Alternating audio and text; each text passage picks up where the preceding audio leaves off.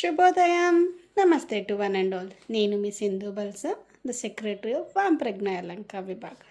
Welcome to చిన్న కథ చిటికెలో అయిపోతుంది. Today's story is shadow walk. Shadow walk. ఒక సాయంత్రం ఇంటికి వెళ్లే దారిలో ఒక బాలుడు తనతో పాటు పొడవుగా సాగుతున్న నీడతో కలిసి నడుస్తూ ఉన్నారు. ఆసక్తిగా దానిపై కాలేయాలని అనిపించింది. అది ముందుకు జారింది. కొంచెం వేగంగా నడిచారు. అది కూడా అలాగే ముందుకు సాగింది. కొద్దిసేపటికి అనుకున్నట్టుగా జరగకపోవడంతో స్వల్ప అసహనం కలిగింది. తర్వాత నెమ్మదిగా ఆగారు.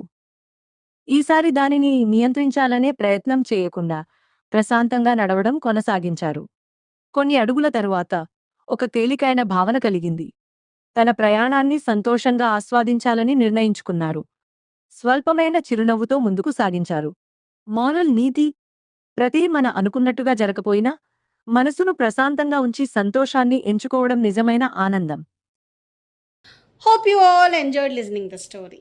If this story touched your heart, like it, express your experience in the comments.